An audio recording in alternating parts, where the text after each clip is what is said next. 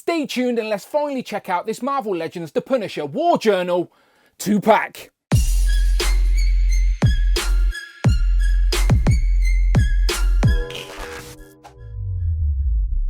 Pow, and welcome back to the channel, Dan Who Reviews. As always, my name is Dan W. Make sure you are following me on Instagram at It's Dan Who. And remember now, you can hit that join button and become a channel member as well. Either show some love or join the members club. Much appreciated. Today we are finally opening this Marvel Legends The Punisher War Journal 2-pack with the Punisher and Bushwacker, who is more than just a generic thug or goon. He is a brand new, first time in the line Marvel Legends character to add to the collection with his own backstory and unique power set, if you couldn't tell with some of these interesting accessories. But for me, this set is all about getting a brand new updated Punisher with the new articulation, so finally Frank Castle can hold some of his weapons in a more natural position for display. And I'm aware this 2-pack's been out for a little bit now, but as the year is sort of wrapping up, I'm trying to backtrack and open some 2-packs, and I put up a community poll and over 62% of you said I should review this one. So I've waited until this moment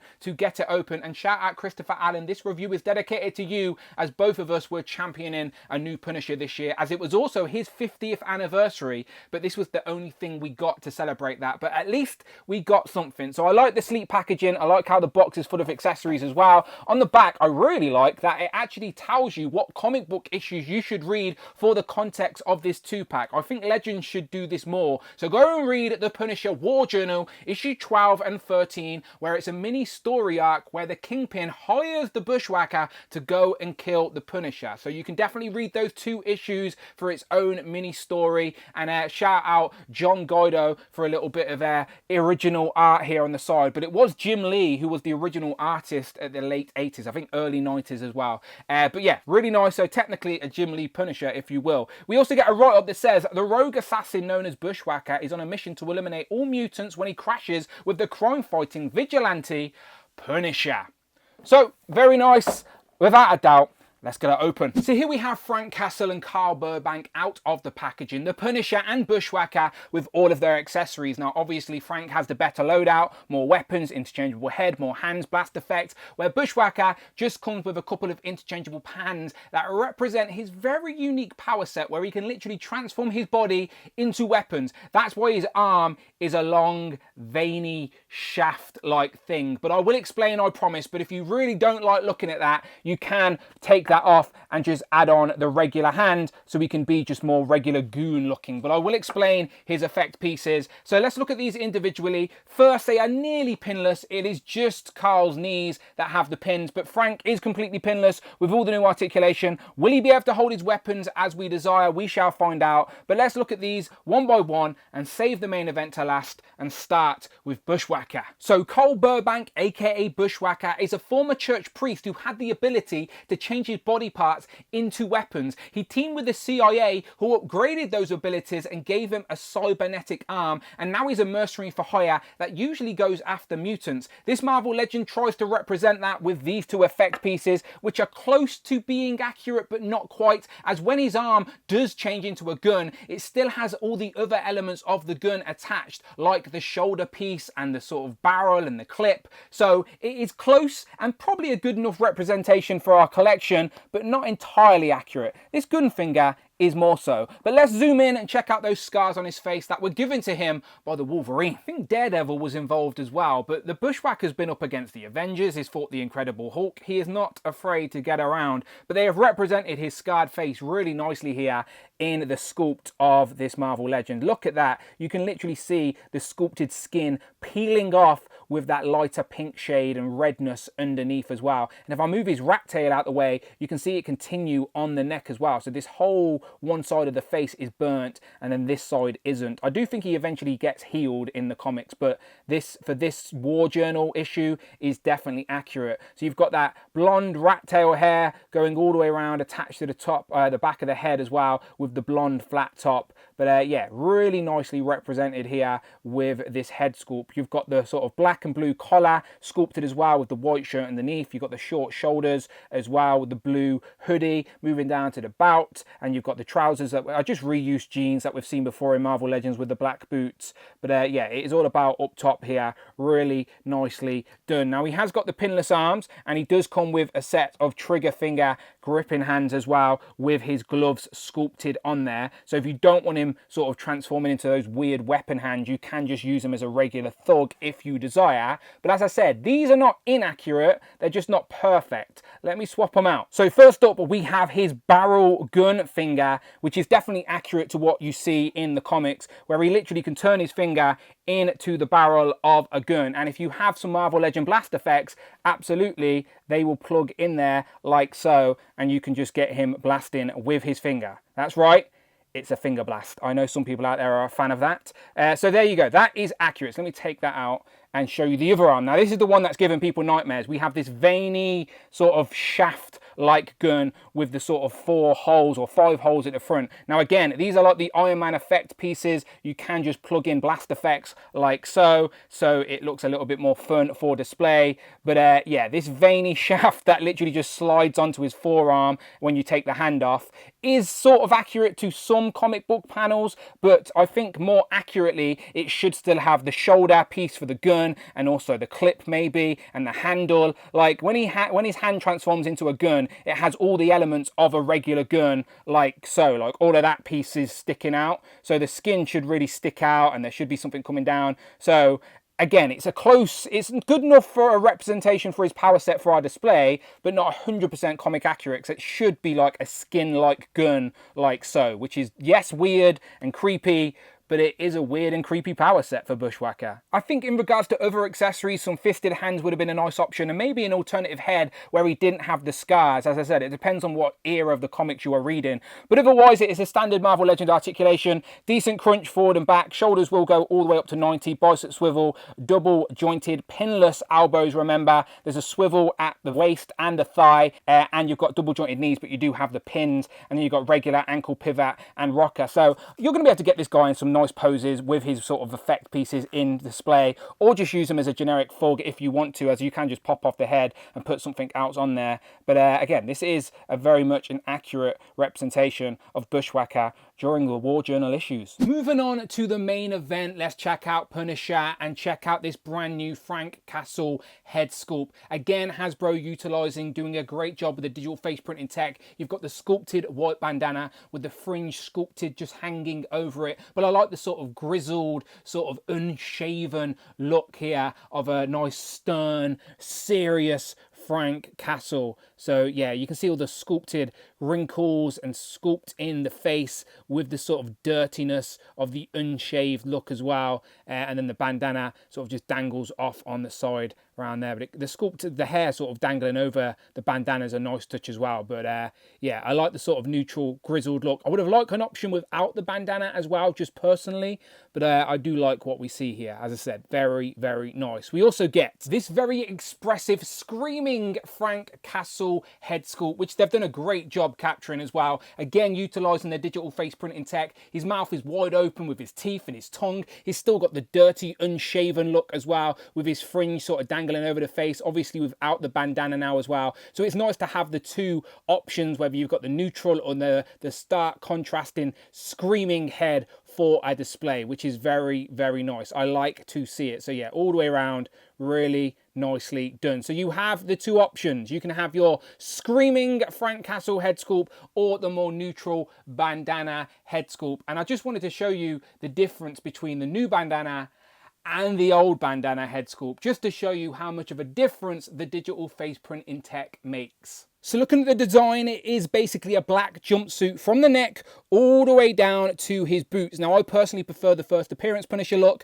where you've got the white gloves and white boots. Hopefully we get an articulated body using that design in the future, but I don't mind this sort of stealthy, sleek black look, with the highlight, of course, being the Punisher logo front and center, which definitely had some controversy around it. Like, could Hasbro make a Punisher figure? Yes, of course they can, because basically at the end of the day, this represents is an accurate comic book design. Nothing more, nothing less. So I really like that. The belt does have some sculpted pouches on it all the way round. You've got a harness sculpted in black and molded in black on the legs, so it's hidden there, as well as the harness up top as well. But you've got some nice details for the shells with gold and red. But otherwise, completely black, completely pinless, all the way round. I like it. So in regards to articulation, shoulders will go past 90, bicep swivel, double jointed, pinless elbow, which I love to see, and also butterfly joint. Let's check it out. Plenty going backwards, a little bit hindered going forward because you have this actual harness, which is a separate plastic piece, but definitely more than we've ever had before. So hopefully utilizing that, we can get some great poses.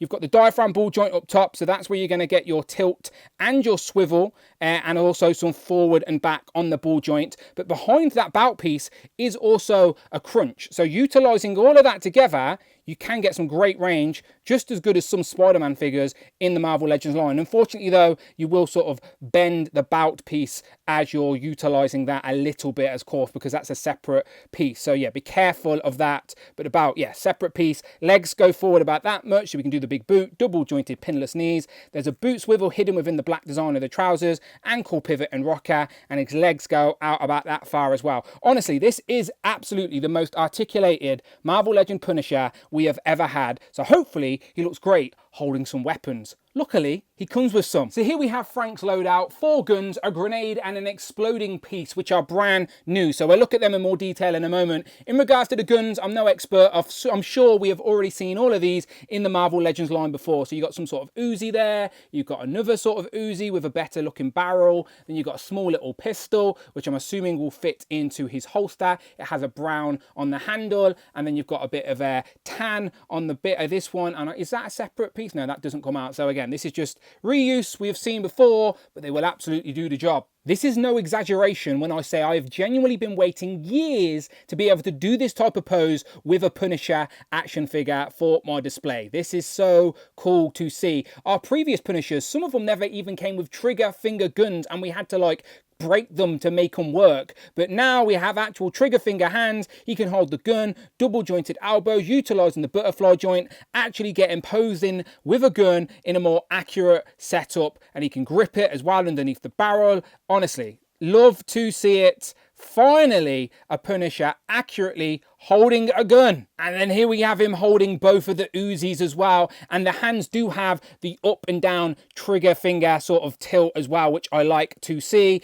I've also holstered that 3rd or 4th gun that plugs in there, no problem at all. And yeah, some of these guns, like, I don't know, proportionately look a little bit off, but they are basically just reuse. So I'm sure you have other guns in your display you can use. But yes, for posing, this is absolutely going to make a difference. The only gun that has the hole in is this Uzi, so you can sort of plug an effect piece in like so. He doesn't come with any though, unfortunately, but again, make up for yourself with I'm sure you have plenty in your fodder box. But yeah, this Punisher is already great. And then last but not least, we also get this new grenade, which we have never had before, that you can literally hold like a Pokeball, because you also get a gripping sort of open palm expressive hand. And then if you get the grenade, you can literally clip it in between his fingertips so he can hold it tightly, so you can get him in a grenade throwing pose. Probably do one better than that, but you know what I mean. So we can get a grenade throwing pose, and then we also get this blast effect, which is brand new for Marvel Legends, which I love to see. So let's have a closer look at this. It's done in that sort of translucent, yellowy, orange plastic, a little bit of white on there as well. And you'll notice all of these pieces exploding off it are green, just like the grenade. So yeah, this is an exploded grenade effect piece, which is just something nice and different to add to the display. So I don't mind it at all. And just to recap, in regards to interchangeable hands, you get a set of trigger finger hands with the up and down hinge. You get a set of fisted hands for neutral looks or punching those bad guys. And then lastly, it's not quite a set. You get one grenade throwing open palm hand, and then a second sort of 2-finger pointing hand. So I guess that could be a salute maybe, or pretending he's using his guns. But why would you pretend, Punisher, when you've got a whole arsenal of weaponry? And I say this with zero hesitation. This Punisher has instantly become one of my favorite Marvel Legends, and is without a doubt the best Marvel Legend Punisher, full stop, period. The articulation allows you to get him in some much better poses. He comes with a solid loadout and some options. I've even tucked in his his grenade in the bout piece while he's holding the other weapons. Honestly, this is so good. It may not be my favorite look for Punisher, but this absolutely captures the essence of Frank Castle in plastic, and that's absolutely what we want for our displays. Let's keep him on the table while we bring in some previous Marvel Legend Punishers for a comparison. Now, there are obviously more than this, but here we have a couple of my favorites up until this point. We have the Walgreens exclusive Punisher, and then the Riders Wave Punisher that had that great helmet and came with the bike. Now, as I said, this new one blows both of them out of the water in regards to accessories, articulation, poses, face sculpts. There is no doubt this new one is a better Punisher, but I will always prefer the white gloves and white boots from the first appearance, so I do hope we get this body with this look at some point in the future. I'd also like a neutral expression without the bandana as well. But we do have other Punishers. We have the sort of Avengers grey carded retro one. We've also got one in the sort of military gear. We've got a War Machine Punisher. We have our options, people, but I promise you, this new one is the only one you need. And then here we have Punisher and Bushwacker together again, because is it even a Marvel Legends review if I don't get the tape measure out? So let me move them to the side and see the scale. So the Punisher to the top of his head is probably just over 6.5 inches, where Bushwacker to the top of his flat head, it is about 7 inches tall. So Bushwacker definitely tallest out of the two. Let's keep them together both on the table and go through a few comparisons. First up, we have got the cel shaded VHS version of Daredevil, and then we've got the Secret Wars version of Wolverine, still the only Secret Wars figure I currently have. But both of these characters were in the issue that the Bushwacker debuted, as he debuted in a Daredevil comic going up against these two. It's these two that gave him his scars on his face. Here we have Blade and Spider-Man. Here we have a Captain America and an Iron Man. Here we have the 85th anniversary Danny Ketch, Ghost Rider, and the new Venom. For a female comparison, here we have the Black Widow and also Typhoid Mary, as I do believe that these two teamed up at some point in the comics. And as always, let's wrap up with some of the Who crew. We've got Frogman, Tigra, and Hydra Bob. And then last but never least, Captain Britain and Hal Fire Hank. So, final thoughts on this Marvel Legends, The Punisher. War Journal 2-pack with The Punisher and Bushwacker. Now, as obscure as he is as a villain, it is always nice to add brand new characters to the collection, and his power set is pretty awkward to represent in plastic, but the Hasbro team did a pretty good job at capturing some particular panels from the comics all the same, even if they do look a little bit weird in 6-inch form. I do really like the Punisher, however, it is absolutely the best Marvel Legends Punisher we currently have available. Now again, I hope we get another version down the line with the white boots, the white gloves, the more sort of first appearance look, but I still really like this one. I like his little loadout as well with a few weapons. Yes, they're reused, but it's still nice to pose him up with some weapons, some interchangeable hands, a different expression for the face, and a grenade with a new blast effect. Honestly, solid Marvel Legends 2-pack if you are a Punisher fan, that is for sure. You can let me know in the comments below. Am I right? Is this the best Marvel Legends Punisher, or am I forgetting one? I'm curious. Always let me know your thoughts in the comments below. But if you like Marvel Legends, then you are absolutely in the right place. Check out the videos tab, find the playlists, but most importantly, please hit that subscribe button, hit all on the notification bell, don't miss out on a video, and please hit that join button, become a channel member, either show some love or join the members club. Much appreciated. You can follow me on Instagram at It's Dan Who. I'm on X at Dan Who Reviews, and as always, my name is Dan W, and I will of course see you on the next one.